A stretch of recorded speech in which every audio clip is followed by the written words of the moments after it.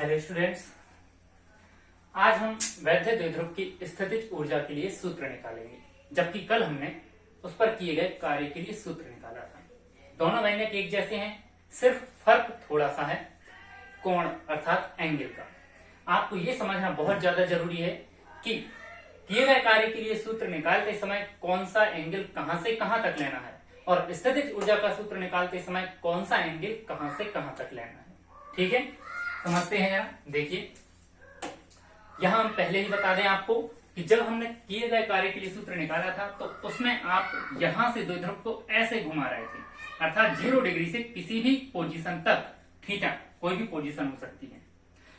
बाकी आज स्थितिज ऊर्जा का सूत्र निकालने के लिए हम ये पहली लिमिट लेंगे, अर्थात 90 डिग्री से किसी भी पोजीशन तक रखने के लिए वो आपकी वर्तमान स्थिति कहलाएगी। कोई भी पोजीशन पर 0 नहीं, यहां से इतना घुमाने में, कल किया था हमने यहां से इतना घुमाने में, यह है आपका किए गए कार्य के लिए सूत्र का। और अगर मानक स्थिति, ये 90 डिग्री मानक स्थिति कहलाती है, क्यों, इसकी वजह अभी बताएंगे। मानक स्थिति से वर्तमान स्थिति तक लाने में अगर कार्य किया जाए तो वो उसकी स्थितिज ऊर्जा में परिवर्तित हो जाती है। जिस तरह से डायग्राम कल क्या था उसी तरह से आज भी है कि एक समान विद्युत क्षेत्र में हमने एक वैद्य द्विध्रुव को रखा है। वैद्य द्विध्रुव क्षेत्र के सापेक्ष थीटा कोण पर नहीं लेना। यदि हम थीटा कोण पर ले भी लेते हैं, ठीक है, थीटा कोण पर लिया तो ऐसी पोजीशन में द्विध्रुव पर लगने वाले बल युग्म का आघूर्ण तो निकालना ही पड़ेगा, क्योंकि स्थितिज ऊर्जा किसी भी वस्तु की स्थिति को बनाए रखने में किया गया कार्य ही है। तो कार्य निकालने के लिए जरूरी है बल की, इसीलिए बल आघूर्ण का सूत्र लेना पड़ेगा। उसी तरह से आपको आगे बढ़ के बल आघूर्ण गुणित विस्थापन में आप उसका मान रखिए, अल्प किया गया कार्य मिलेगा। अल्प किया गया कार्य मिलने के बाद अब आप जो अल्प कार्य है उसको पूर्ण कार्य में कैसे बदलें, वही बात यहाँ है। यहां से यहां तक लाने में, अर्थात द्विध्रुव को उसकी मानक स्थिति, मतलब θ1 का मान 90 डिग्री रखना पड़ेगा। द्विध्रुव को मानक स्थिति से वर्तमान स्थिति तक, वर्तमान स्थिति मतलब जो भी आप एंगल पर स्थिर कर देंगे, वर्तमान स्थिति तक अर्थात थीटा तक घुमाने में किया गया कुल कार्य निकालें, तो हमारे लिए इसका समाकलन कर देना पड़ेगा, जिससे dw से w प्राप्त हो जाएगा।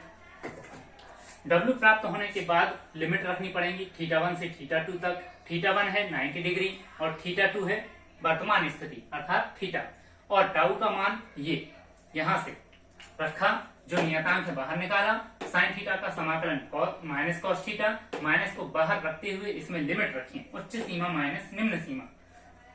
यहाँ कॉस 90 का मान होता है 0, कॉस 90 का मान 0 रखने के बाद आपको रिजल्ट मिलाइए। ये जो कार्य है वही कार्य स्थितिज ऊर्जा में बदल जाता है। ये लाइन आपको लिखनी पड़ेगी कि यही किया गया कार्य द्विध्रुव की स्थितिज ऊर्जा में परिवर्तित हो जाता है। अब इसके अनुसार स्थितिज ऊर्जा का मान कब अधिकतम और कब न्यूनतम होता है ये पता करें। स्थितिज ऊर्जा की अधिकतम न्यूनतम मान प्राप्त करने के लिए 3 स्थितियां बनती हैं।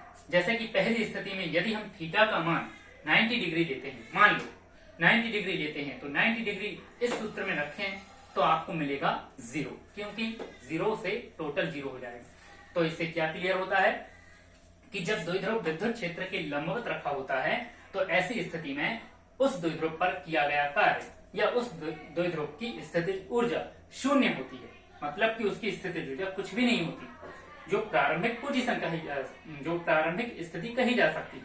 इसलिए 90 डिग्री को, थीटा बराबर 90 डिग्री को मानक स्थिति कहा गया है।